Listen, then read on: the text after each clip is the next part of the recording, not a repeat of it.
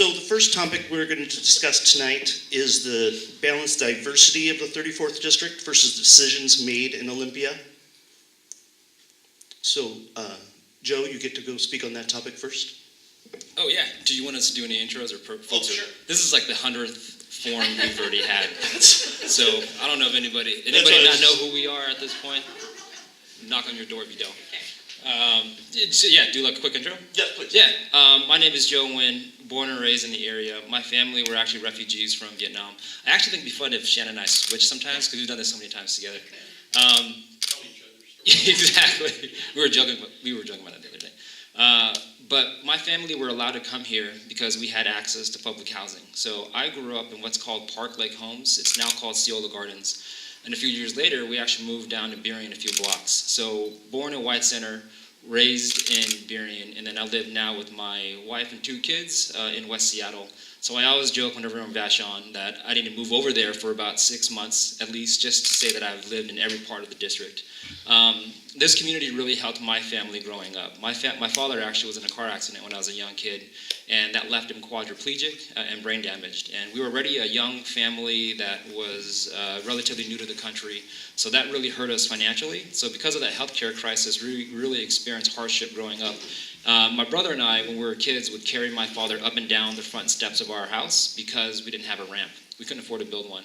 One of our neighbors ended up seeing it one day and ended up coming out with his friends to build a ramp for us so that we can have access to bring him up and down the stairs. I was actually class president of my high school in Burien, and at night I would actually sweep the floors to help pay for tuition. I was student body president at Seattle University, a major university in the area, and I would wash dishes after school to help pay for tuition as well. So the hardship and the lived experiences that I believe that I have and the support from the community is the reason why I want to serve. This community really gave me a chance, it gave me a voice, and I believe that I'm ready to serve in the 34th is because this community prepared me.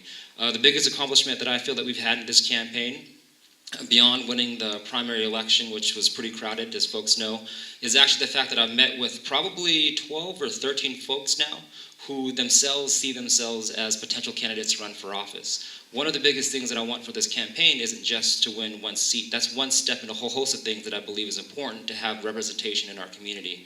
So my biggest goal is to make sure that folks from where I grew up, Burien and White Center, also see themselves in leadership. And the fact that we've had so many folks who before didn't think that they could raise enough money, didn't have the right connections, didn't have the right experience, now see themselves as representatives. I'm excited about that. So thank you for the opportunity to speak. Look forward to this conversation we're about to have, and I'll hand it over to Shannon. Thank you. Hi, I'm Shannon Braddock, also a candidate for the 34th District State Senate seat. I am a single mom who works outside the home. I have 3 kids, who have been through Seattle public schools. My youngest is 11. She's in 6th grade at Madison Middle School. My middle son is now a freshman at Garfield, and my oldest son is in his freshman year at college. And I talk a lot about how my kids have inspired me personally to want to engage even more in our policy and political dynamic as a working mom, as a single income mom, and how important it is that I think we need to have those perspectives at the table. It was really my daughter who got the most excited about my race and the most inspirational person for me about running for this seat.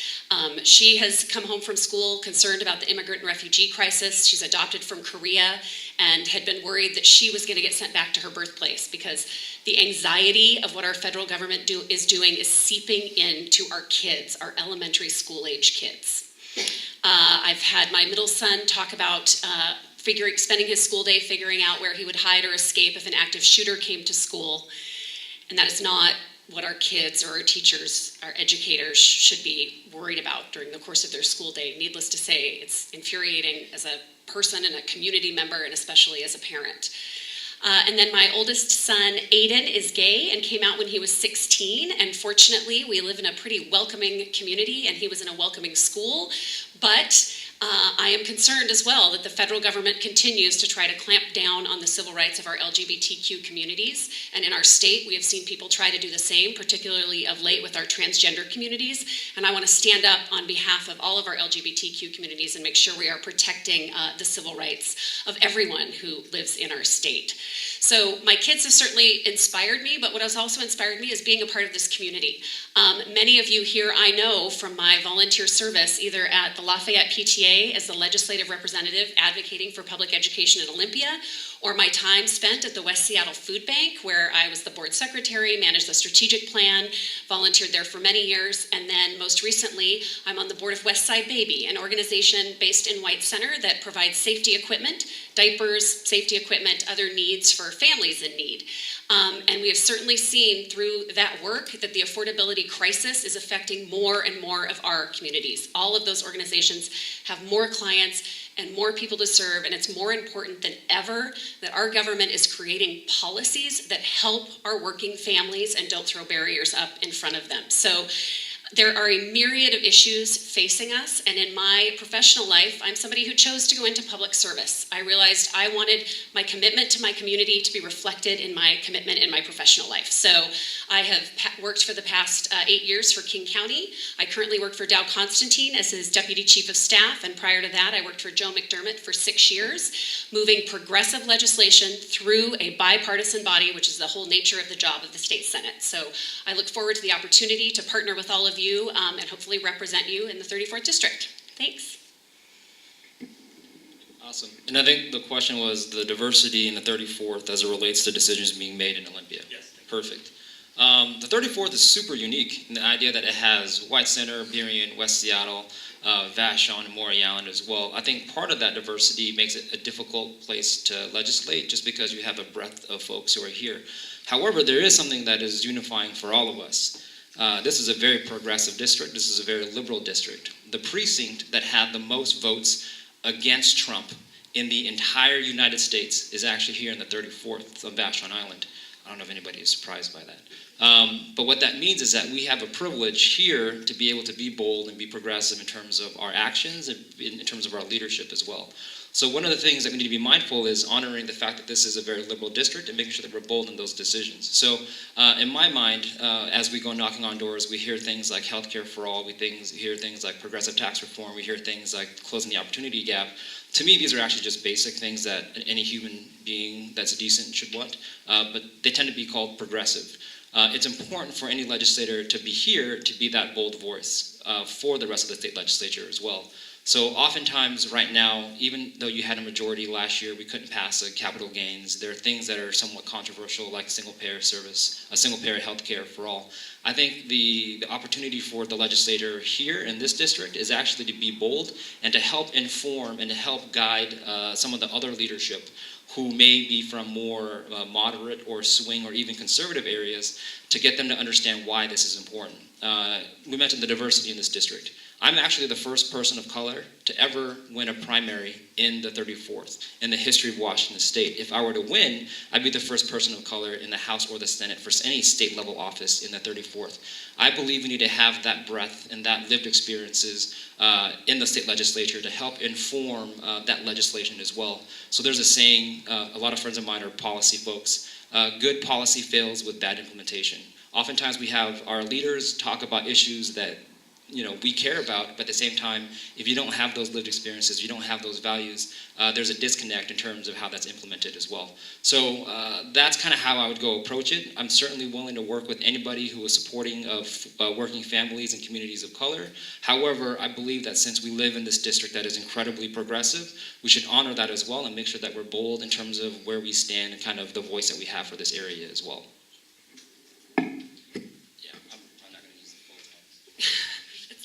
Yeah. This is the question part, right? Yes. I just want to make sure I get it right. We've had this before, and it's very, yeah. Yes. Yeah. Great. So I do want to ask again, you had stated in an endorsement interview that you felt naming and shaming was an effective way to get to the passing of a capital gains tax. Yes. And while I appreciate your stance about being bold and having the principles and values of this district, I am curious to know how that strategy to actually pass legislation in the state Senate would work. Yeah. So let's just give the context again. I don't believe that we're in a spot that, so we're going to get a supermajority if all goes well with the blue wave coming up in November, right? The idea that we need to convince folks that treating people like human beings is something that we have to do, to me, is mind-boggling. I'm talking about making sure that we have healthcare for all so that folks don't have to go bankrupt. I'm talking about making sure that senior citizens don't get priced out of their homes. I'm talking about making sure that we have a progressive tax structure that doesn't overburden working class families and communities of color. When we talk about things, say for instance, refugees and immigrants, we literally are facing families who are being ripped apart from their families and being put in cages right now. So yes, if there are folks who don't believe those things and believe that that's okay to impose on communities of color, I would name and shame them, because I don't believe that that's an effective thing for them to be believing. But certainly that isn't something that you would reserve for every single case, but if there are specific issues at play, then I would be very bold in terms of my response to them. Okay, my question really is around how does that actually then if you're having to actually get people, because I'm concerned we can't count on a supermajority. I certainly hope we get one, but even at that, it's not just that it is controversial, it's so complex, so many of these issues, and so I do think it takes a little more than just naming and shaming someone to convince them to come to the table and try to have them vote the way they should be voting. Yeah. So we'll go back toward this. We've knocked on about 20,000 doors at this point. We've talked to tens of thousands of people. I believe that there's a disconnect between some of our leadership and the voices of the folks in the community right now. We've seen that before, where we've had representatives who didn't realize that healthcare for all is an important issue for folks in this community. So if you're not paying attention, if you're not supporting the working families that are here, if you don't engage your constituency and you haven't been working with the folks who are here, then maybe we can't just rely on being nice anymore to make sure that things get done. People are literally dying in the streets right now. So again, naming and shaming would not be my first choice of action, but I don't know what else to do when people are dying in the middle of the street. We have opioid addiction problems, we have a healthcare crisis, we have an affordability crisis. I don't know what else that we can do to make sure that that is something that is important for folks in the legislature as well. So I'd love to hear more. Obviously, there's folks who I'd love to work with to kind of work through these issues. But yes, at a certain point, we have to be bold. Thank you. And now Shannon, you have 5 minutes to address the topic of the balance, the diversity of the 34th District with decisions made in Olympia. Thank you so much. So this is very definitely a fascinating district to be a part of, and I can say from doorbelling and being in all of the neighborhoods and the communities here, it is indeed, there are a lot of top-level issues that are roughly the same for everyone, right? We're hearing a lot about tax reform, and then property taxes are too high, sales taxes are too high, and the fact that our working families should not be bearing the burden of a balanced state budget. We hear a lot about affordability, housing affordability, homelessness. I hear a lot about education and the funding of quality education, and a lot about climate change. And those are some things, and transportation issues come up almost everywhere. But they come up in different ways, different places. And so you have issues where here in Delridge and in Burien, you're talking much more about bus service issues. How is the light rail going to be implemented? What can the state do to help step up on affordability issues and inclusionary zoning issues? And then on Vashon Island, of course, you hear much more about the ferries. And in the Fauntleroy neighborhood of the 34th, you hear much more about ferries. And what does that mean? And how does that impact our neighborhoods and our transportation choices that we make? And then you have some of the things that, tend to be a little bit more, I guess I'll call them parochial for lack of a better word, but people who are saying, hey, why is our sidewalk infrastructure here not as good as it is in these other neighborhoods? And what does it take for this park to evolve into a better setting for families? And how can there are many different issues that are varied throughout the district. And then we have the diversity of people in this district. And then we have the diversity of political viewpoints. You do have some more conservative people here, and then you have more liberal people. You have small business people. You have people who work in the city of Seattle. There's just a big variety. And so I think what it takes to balance that and to represent that is to be in community and to find the ways that community wants to engage with you as a state senator, and so that you can make decisions and prioritize where your time and energy is going to be spent based on your time in Olympia. So there are some examples of things that at my current job at King County, passed a Best Starts for Kids levy, which now then has a program called Communities of Opportunity, which is a program to make sure that the work we are doing is not from top-down management, but rather from community up. And there are some amazing examples of going into community and saying, we have an education gap problem, or we need more apprenticeship training, and then sitting with community and saying, how can we solve that problem? And hearing from the voices that are engaged every day in that work, not just the policymakers. And that's the kind of thing I think we need to do with our small business communities, with our communities when it comes to transportation issues, as we're talking about homelessness and housing affordability. I've talked about wanting, for example, for the document recording fees, to have the restrictions on those loosened up a bit about how the money can be used within municipalities, because not every municipality needs exactly the same thing when it comes to addressing homelessness services. So I think that while it is complex and we are dealing with a lot of complex problems, as long as we are doing the work to be in our communities, to hear from our communities, we can certainly balance those priorities and find a way to move forward in the appropriate ways as the representative from this district in the state Senate.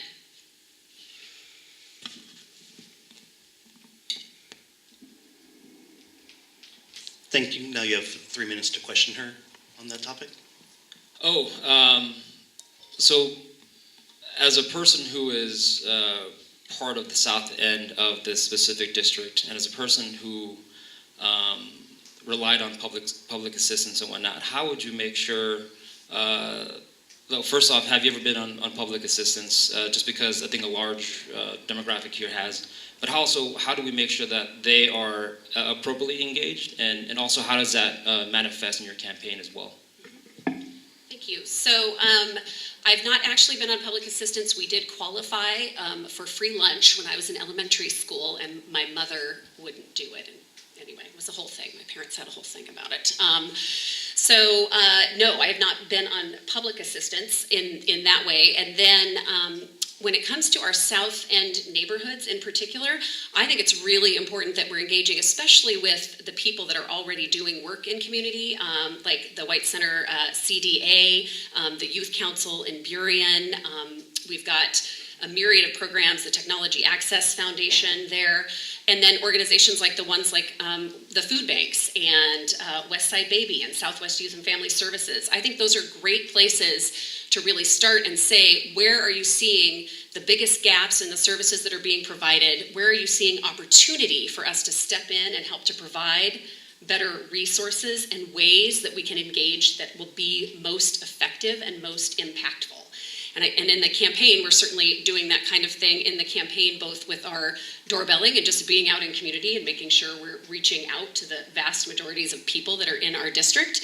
And I think that's the same thing that we would have to continue doing should I be elected. Okay. Yeah, you have time for another question? Oh, no, good. Oh, thank you very much. We've been spending a lot of time together. These are more for you, because I feel like we already know the answers. So we'll do the same thing now. We're going to start with Shannon, Okay. and we're going to be addressing the topic of taxation and income equality. Okay. Thank you. Well, as I think everyone in here probably knows, our state is indeed the most regressive state in the nation when it comes to how we tax our residents. And you think about that. You think about the things we have stood up for. You think about our reputation nationally, and it's really appalling that the bulk of our taxes come from property and sales tax, that our lowest income residents pay about 17% of their income toward our taxes, whereas the wealthiest of our residents pay about 2%. That's not fair, it's not right, and we need to do something about it. I think this is one of the #1 priorities that we do need to address in the state legislature. And so I think there are several steps that we need to take as we're talking about tax reform. I think that we have a big opportunity to do some progressive things. One of them is indeed a capital gains tax. That would be a tax on the wealthiest 1 to 2%. It would not be a tax on your primary residence. There would not be a tax on your retirement income. And it would really only impact about 43,000 residents statewide. So it would bring in approximately $800 million. And so I would want to do a capital gains tax, which I do believe we can do in the Senate, but it is a heavy lift. And I think it's going to require a lot of strategy. My strategy for trying to do something like that would be to engage stakeholders who are doing this work, who are interested in progressive taxation, who are willing to go into the districts where we know there are people who are on the fence about whether or not they can support it, and to have them support informational town halls, to have them start to downplay the fear that is out there for people who believe a capital gains tax is just going to pile on, and to talk to them about, we're going to have a proposal that has a capital gains tax but will diminish property and sales tax, that will start to balance out the regressivity, and really be in public, engaging with them and providing that education so that the constituencies of the people who are on the fence are the ones putting the pressure on them to move forward and to make the right vote on something like capital gains. And then, of course, behind the scenes, you have all the other strategies with your colleagues in the legislature to find other ways to encourage people based on what their other priorities might be to vote the right way on a capital gains tax. I also believe we need to address some corporate benefit, what I'll call corporate tax benefits. There are about 22 of them that the Washington Budget and Policy Center has called out as ones that they would recommend being closed. There are about 5 or 6 that I think would be easy to work on in the first legislative session, frankly, in this long session that we have coming up. Things like luxury goods, international banking, some investment things. There's any number of opportunities in there that could also bring in tens of millions of dollars to hundreds of millions of dollars, depending on how vast you could go with that. And then I also would like us to address potentially a review, I would definitely like us to address our B&O tax and do a review of it and really talk about having it, how does it impact our small businesses? There is a credit for small businesses, so many small businesses who don't run a profit have a much smaller B&O tax, but are we actually having it be the most effective it can be? And I believe we should really be taxing the profits, not just all the revenue that comes in, so it doesn't have that impact on some of our, especially startup businesses and some of the early entrepreneurial businesses. So I think those are a few steps that we can take. Ultimately, I would support an income tax, but I don't believe that we have the trust from the taxpayers right now to pass an income tax. And I think some of these steps, if we can take some of these steps, show that we can be trusted, show that we can be accountable, show that we're making some real progress on shifting the balance of our tax system, then I believe we can really start talking about some other things like an income tax with our constituencies and hopefully have them be the ones encouraging us to do that work. And this is Joe, 3 minutes questions. to question. Yes. Yeah, I know, right? I even wrote it down just in case I forgot. So the capital gains tax has been proposed for many, many, many years, and there's Republicans and also some Democrats as well who've been the ones that have blocked it. So in your mind, why do you think that is? How do we then make sure that they actually do it this time versus what they've done in the past? And also, do you think that they're out of touch? Like, do you think that they know how important this is for folks and kind of what that dynamic looks like? Thank you. So I think in some cases, yes, they could certainly be out of touch, but I think in other cases, they're actually hearing more from their constituents that they don't want something like this than that they do, because I do think there's a fear factor out there of people who do not understand what the actual impact of the capital gains tax would be. I said capital gains to people, and what they hear is, oh, you're going to tax my retirement, because that's not earned, it is earned income, of course, but it's not income from a job you have in that moment in time. And so some people think that their retirement is at risk. Some people think that if they sell their primary resident, that is at risk. So I do think in many cases, it's also making sure that we are educating those constituencies. And as I said, I think we really need to work on getting those constituencies to put the pressure on their elected representatives, as well as the work we do behind the scenes. I also think in past years, we haven't been close to being able to get it because there really wasn't enough of a majority. We weren't close to a majority, and people saw it as a lost cause. I believe this last session and in the last couple of years, we are seeing more pressure on this. We are seeing what this regressive tax system is doing to affordability in this entire state. We are seeing the impacts of it, and I do believe that we are closer to being able to actually have particularly a state Senate that will move on it. And this is something that I would like to lead on at the Senate. Do you have another question? Well, yeah, no, I was just curious. So if it's just education in terms of how the implementation is going to happen, is it just that our leadership is not good enough at communicating? Like I don't understand the disconnect, right? So this obviously is something that's important to us. It's important to me. It's important to a lot of folks in this community. What's funny though, actually, we've knocked on so many doors. More people are for the income tax than they are for capital gains. It's a very weird dynamic, specifically in this district. By the way, that's something that I would probably note. So if it's only education, why has it been taking it so long? Like, are they incompetent? Like, if it's literally just telling them this is what happens, you should be able to pass that. So what I'm saying is not actually about education. I believe in this district, we would not have a big problem being that vote and being that person. I'm talking about other legislators. I believe other legislators live in districts that have very different constituencies in them. And so I do believe to those constituencies, they do not see this as a priority, and they don't necessarily see it as something that they think for their lives in the day-to-day is going to have a positive. So I do think it's education of those constituencies. So Joe, you now have 5 minutes to discuss the topic of taxation and income inequality. Yeah, so what Shannon mentioned was that a lot of districts, the folks may not necessarily realize the importance of this as well. So again, being from a bold, progressive district, I think it's the role of the senator here to make sure that we work with our other representatives so they understand the ramifications and the impacts of this as well. We are very lucky to be in a safe district that is very safely progressive. You can say things like income tax and you won't get tarred and feathered. It's the weirdest thing, but it's definitely a thing. Obviously, there are certainly accountability issues. There's certainly transparency issues that we need to address before that can happen, and we also need to work towards minimizing that gap. So if the problem is that some legislators don't necessarily understand because their constituents may not necessarily understand that this is an important thing, I believe that since we're from a bold, progressive area, we should be the ones being that voice. I think we are similar in terms of a lot of the issues that we're going to tackle once we get to the Senate. Obviously, our regressive tax structure is not good. Property taxes, sales taxes, some B&O are the main revenue sources for this state.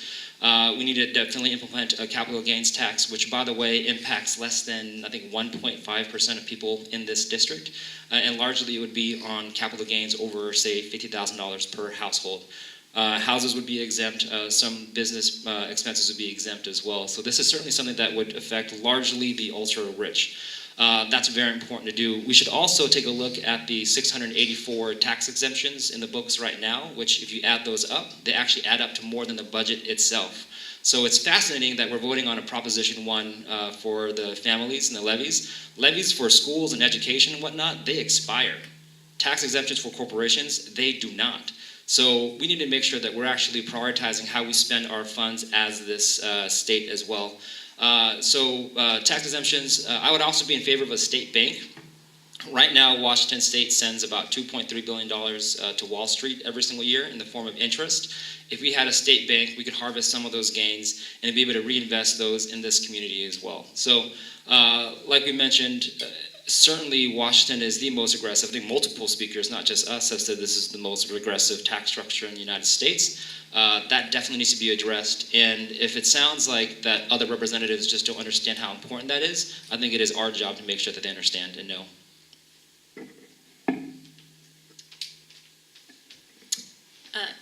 Questions, right? Yes.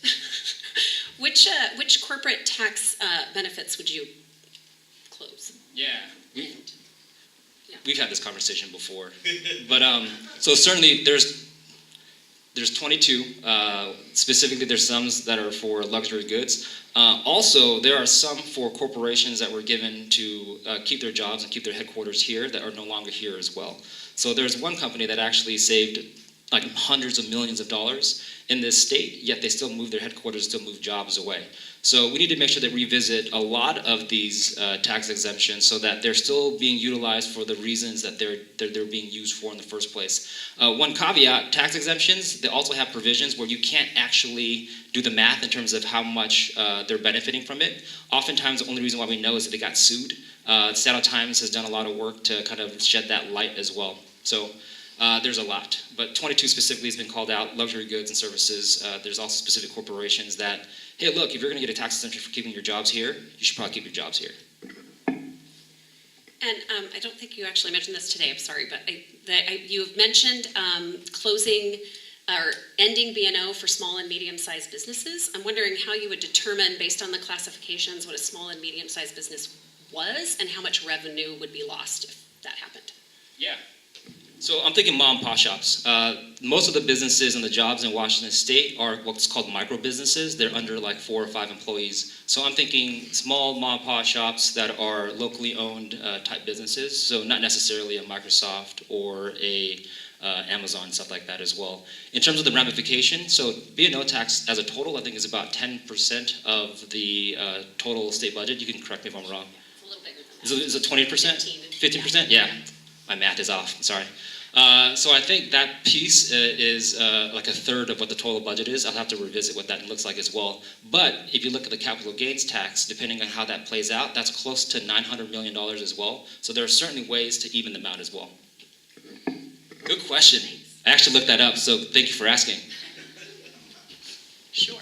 Do you have another question? No. Okay. So then we're going to go back to you, Joe. Yeah. So 5 minutes to discuss the topic of homelessness. Yes. It's a very big deal for a lot of people. Sorry, we've been doing this for a lot. I actually serve on the associate board of Wellspring Family Services. It's one of the oldest nonprofits in Washington State. It's about 125 years old. And specifically, it works on issues of family homelessness. The leading cause of family homelessness is actually domestic violence. Right now, there are multiple causes for homelessness, and oftentimes it's being treated like a monolith. We need to treat family homelessness different than opioid addiction, different than other forms of homelessness as well. One of the biggest things, too, is you look at the way that our budget is structured. Back in the recession, we cut funding for health and human services. We cut funding for affordable housing. So the Washington State Housing Trust Fund, which this is a budget year, we would certainly work towards bringing that back up to its levels before the pre-recession, which is about $200 million. When you cut services like human services, when you cut services like the Housing Trust Fund, things like mental health care, and then you have rampant inequality in our society as well, it's not really a shock that we have a homelessness issue. What's interesting is about 10 years ago, a little over 10 years ago, there was a 10-year plan to end homelessness. It's now called All Homes KC. I looked at their first year in terms of their plan to end homelessness within 10 years, and they wanted to exit 40,000 people from homelessness. They actually did that. The only problem is that there are so many more folks who became homeless in the first place. So how do we address it? You have to be very targeted in terms of how you go about doing it. First off, you do need to fund the Housing Trust Fund back to what it used to be. We should also focus on diversion tactics as well. So basically what that means is it's 3 times cheaper to keep somebody housed than it is to take them out of homelessness. So for instance, Fox Cove, there's an apartment building in Burien literally right now, and residents there about 2 weeks ago were told that the building was bought by a developer and they have 2 weeks to vacate because the tenant laws in Washington State is actually not that strong. A lot of these folks are on the margins and likely will become homeless if they're not able to find a new place to live. These are working families, these are kids, they have jobs, they're just on the margins. So if we're able to provide diversion tactics like helping to move to a new place, helping to find new homes, even some spots where you just need to bring them up to code, that would actually help people from becoming homeless in the first place. Also, the easiest way to make affordable housing is to keep the housing that's affordable, affordable. So oftentimes the oldest buildings, which are the ones that are the most affordable, oftentimes will be sold and then renovated just because by the time that it gets to a certain point, the owners doesn't have enough money to be able to renovate them, and then they have to sell it to a developer, which then puts up a luxury high-rise. So if we had provisions in place and tax credits to allow for property owners to actually maintain their buildings and then keep a percentage of them affordable, that would be one of them as well. But there's a whole host of issues there. But largely I'd focus on diversion, making sure that we're being micro-targeted in terms of how we're addressing and alleviating homelessness. So opioid addiction, mental health, but also diversions for domestic violence intervention as well. And being able to be supportive of our community as a whole, because as we work with folks in this community, it makes us all better as well. What are some things you think the state has done well in addressing our homelessness crisis? Yeah, there's a program called HENS in the Health and Human Services, so it works largely with seniors and whatnot. So there are tax credits for seniors for property tax relief, What I think that they could do better is actually do for property taxes. A lot of seniors don't actually own their homes, so having more support for seniors that don't necessarily own their homes as well. But the Health and Human Services Department, in terms of their work doing outreach in the community, and then also they do have some diversion resources right now, it's just underfunded. I think so too. That's Yeah. why. So Shannon, you now have 5 minutes to 5 discuss minutes, homelessness. yes. Thank you. Again, as I said before, the affordability crisis in this state is clearly a huge issue, and it's not just in this community, and it's been going on for a long time. It's just building because we have had our population has grown. We are facing an opioid crisis. There are very complex reasons that people become homeless, and it's been demonstrated that for every $100 your rent goes up in a month, that contributes to our homeless population rising. And so there are a myriad of issues that we need to address. At the state level, as I've already mentioned, I do believe we do have what's called a document recording fee. It actually sunsets at the end of 2019, so we continue to have to fight for keeping that fee in the legislature. And so we need to make sure that we are using that fee to have the most impact within our communities. And I do believe that the way it is parsed out, about 40% of it goes to local municipalities, 60% to state funding, and then there are restrictions around how the local municipalities can use it. And I do believe we should review that and talk about, are there ways that we can provide more opportunities for local communities to be able to say, hey, this particular kind of rental assistance may or may not actually have the most impact here. Here's what we really need. We need this kind of homeless service, some mental health work, some other potentially casework that could be used instead. And so I would like to look at that and talk about ways that those dollars might be used more effectively within our communities. We absolutely need to increase the Housing Trust Fund because those dollars can be used to leverage other dollars. And in order to alleviate our homelessness issue, we must have more affordable housing.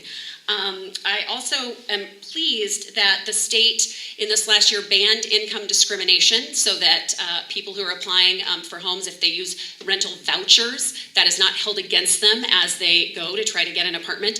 Those are the kinds of things the state should be stepping up and being certain that we remove those barriers from everyone as they're trying to move into housing.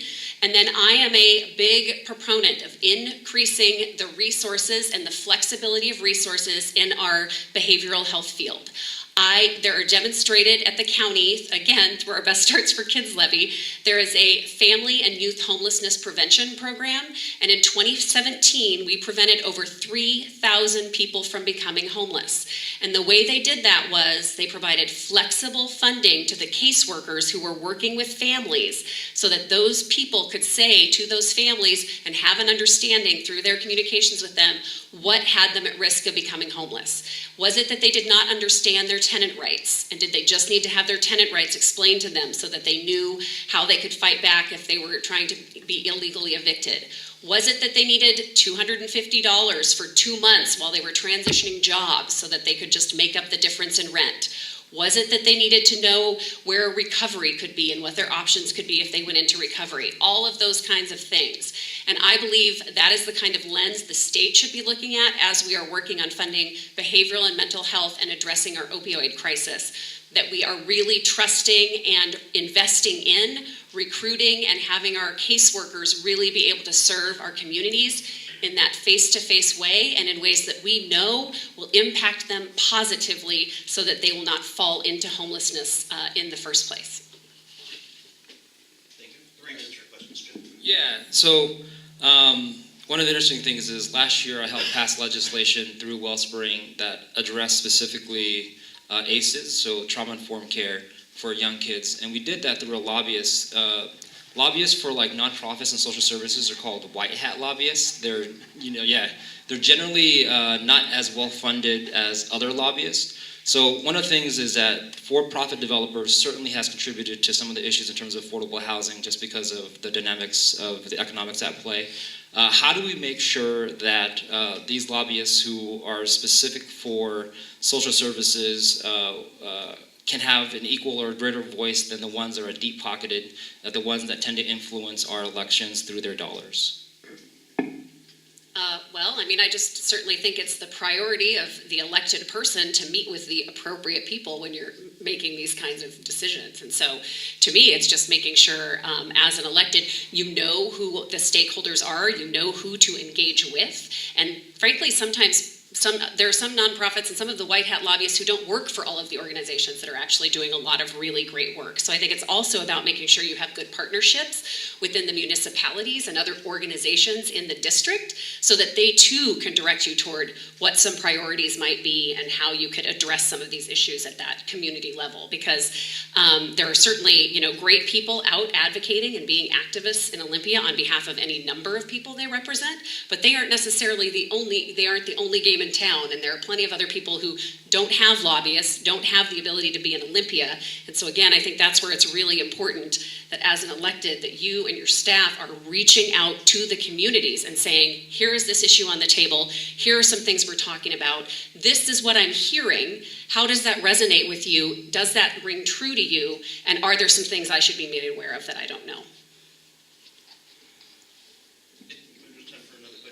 Yeah, so as a campaign that doesn't take corporate PAC money, we believe that there's no ambiguity in terms of our commitment to the community and the service that we'll provide for the folks here.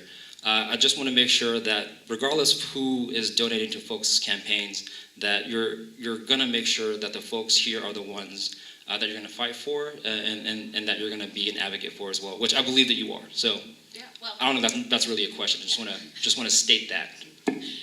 Well, I mean, I think the elected person is beholden to the residents of this district and only the residents of this district. That is the job. And it is the job to do the best work that you can do on behalf of the state of Washington. And I mean, I think it's the same thing. Just I would give you the same courtesy working at a mega corporation like Microsoft to assume that you are not going to go and do their bidding in Olympia, even though they provide your livelihood, because they support things I know you probably don't support, like charter schools and Republican incumbents, right? But I believe very much that you will come not with that lens, but with the lens of electing and representing the 34th district. Thank you. So finally, the final topic this evening. Yeah. Thanks. So we'll begin with you, Shannon. Oh, all right. I know. You're doing four? Yeah, this is the fourth one. Yeah. Great. Rick said, you said 3. No worries, you're good. We We're can good. do it. We're good. We can do it. We're prepared. This is the one we can switch on. Yeah. You're going first. You're going first. And it's you guys have managed to address it with each question tonight. Oh, So, All right. just in summary, just tell us about your process to pass initiatives and your ability to legislate. oh, all right. Yeah, thanks for this question. I think we have talked about this quite a bit tonight, actually. And in my case, I have seen both from the community level in my community service, where we have people at Westside maybe advocating on behalf of things that impact their families, where I have seen people advocating on behalf of public education, where you are going and you are talking about just one issue that you're really trying to push. And then I've also seen this from the legislative side at the King County Council, which, while technically nonpartisan, is a partisan environment. There are 3 Republicans on that council now and 6 Democrats. And in my time there, at one point, there were 5 Democrats and 4 Republicans. And so that was from the legislative side of the House, seeing how legislation policy making was done in that bipartisan setting, and knowing that what it means is engaging with all of these stakeholders, as I was just saying earlier, the importance of reaching into community, measuring what the impacts might be, because there are sometimes unintended impacts. People have good policy ideas, they think, and then you go out into community and you realize, oh, there's this unintended impact that could happen. So to me, a big part of it is making sure you have as many stakeholders around the table as you can, even the ones you don't agree with all the time, to find out what the impacts might really be, how it might affect different geographies within the district, different people within the district, so that you can really move forward with the most comprehensive and most impactful policy that you can have. And then in the past couple of years, as I've worked for Executive Constantine, I've also seen what it takes from where you have a policy idea from the executive's office, and then in the legislature, of course, that's when, we all get to tinker with it. And so understanding how to prioritize the things that are in an initial policy package, how you prioritize them based on the needs of your district, and then how you work with the stakeholders and the other elected officials, how you can build personal relationships with some of those elected officials, how you can learn and determine what their priorities are so that you can help them with things that they care about so that they can help you with things that you care about, and just frankly navigating that in the most professional way possible and in a way that will be the most impactful and the most assertive with what the priorities and the principles and the values of the people of the district are. And so I've seen and participated in and actually been behind the scenes at really moving very progressive legislation through that bipartisan body. Things like the Veterans, Seniors, and Human Services Levy, which sounds like something that, and especially as we sit here in this place for our veterans, sounds like something that shouldn't be very controversial, but is, because adding seniors to it was a new thing this year. And talking about what the impact of that would be on our human services partners and our veterans, and what should the amount of the levy be, and then how do we determine the implementation and the programming, because it's not just about coming up with the idea, it's then about implementing the idea. And so I've had the privilege of being able to engage in that work, of having that work happen, of seeing what it really takes and the heavy lifting that it takes to get some of these things done, and I really hope to have that opportunity to do that for folks here in the 34th District. Do you have 3 minutes for questions? Yeah, I probably won't take 3 minutes. But yeah, I was mainly interested in some of the issues where you might draw the line. So obviously there are things that I'm passionate about that I don't think should be compromised because of the folks here believe in that much, and I think the folks in Washington would benefit. So are there issues where you would draw that line in the sand, where you wouldn't necessarily take no for an answer? And also, what are the issues that you're most passionate about fighting for? Thanks. Sure, there are always lines in the sand, although I laugh that the saying is line in the sand because that's a very movable thing when you think about it. It's just kind of funny. So yes, there are certainly issues like that, and there's any number of them, and frankly, it kind of depends on the context and where you are and things moving. But for me, women's reproductive health issues, issues that impact our working families, how we're moving forward. I mean, there are any number of things that are very personal to me, LGBTQ community issues that I am particularly passionate about. Again, as a working mom with a single income, an issue that doesn't get a lot of talk is access to childcare. And so that is something that is not something I draw a line in the sand and say, it's this way or the highway, but it's an issue I'm passionate about and I care a lot about, and I want to see us make some really good progress on, because when it comes to pay equity and gender equity, it's an issue that really matters, and it matters a lot to our working families. So Jill, you have 5 minutes on the subject? Yeah, so candidly, talking to so many folks, and even folks on the east side of the mountains, I think there's more that unites us than that divides us. So let's be clear. I think a lot of folks really do want what's best for their families.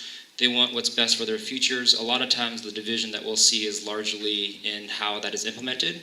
We're actually very lucky in Washington State, where this Washington is not as divisive as the Washington in DC. So I'm very, very proud of that. I've already reached out to folks throughout the state legislature as well to kind of get an idea for what they're curious about and what they want to work on.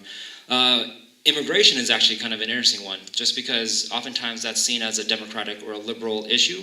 Folks in Eastern Washington see that as a big deal for them too, is because there's agriculture and produce sitting on the vines because they can't get people to work in the farms to pick them. So mine is finding where we would have common ground and working towards those solutions. For instance, we actually had a debate, the actual last Lincoln-Douglas debate, we were asked about how we would approach gun legislation. The response from me was, after Sandy Hook, I actually went to shooting ranges. I met with gun owners. I met with folks who believed in the exact opposite things of me, because I wanted to understand from them how they can have a position so different from mine. And obviously we disagreed on a lot of things, but we ended up settling on the idea of training. So in talking to folks who disagree with you, understanding what their values are, where they're coming from, I really wanted to see if we can find common ground. And then that manifested itself in the idea that we should then have more training for folks if you're going to own a gun. So that's how I would approach it. I would go to the people first. So let's be clear, I would not necessarily worry about the political viability of it, more so as what do the people want, and then you would go to figure out what other politicians want from these solutions. So that's kind of how my approach would be. It would largely be working with the folks within the communities as well, talking to them, and then bringing that information back to our leadership. Because, like I said before, my honest opinion is that I believe that we need to have representation that reflects the values and the diversity of this community. I don't believe that we have that throughout all of Washington State, and that's certainly a breadth of experience and knowledge that I think is important to have as well. So for me, it's making sure that we understand those values first and then help that inform our legislation. Shannon, you have 3 minutes for questions. Gosh, okay. I'm trying to think of what I should ask you about. I know. Okay. What do you think? Do you have any sense of what you feel was like a piece of legislation that was passed last session that other than the public records one that was a negative legislative result? There wasn't one that was passed, but the other controversial one was the car tabs. Did you? Yeah. Yeah. Yeah, so the interesting thing is I want to make sure that oftentimes the legislation that is passed has an equity lens associated with it. So that one's a bit controversial just because folks do want to have car tabs relief, but at the same time it was going to add to the cost of transit and then also potentially could delay it if you can get financing on time as well. So that is one. Honestly, God, there's so many though. But yeah, no, that's a good question. There is. Yeah. There's so much that happens. Yeah. All right. Are you happy? Thank you. Okay. All right, thank you so much, you guys. Joanne, Shannon, Braddock, you guys have a round of applause for them, folks. Thank you guys for coming. Thank you, West Seattle Blog. If any of you guys are feeling sorry for yourselves, take a look at either one of their calendars from the past couple of weeks and just count your blessings. Thank you again so much, you guys. And Thank you, thanks for everybody, coming.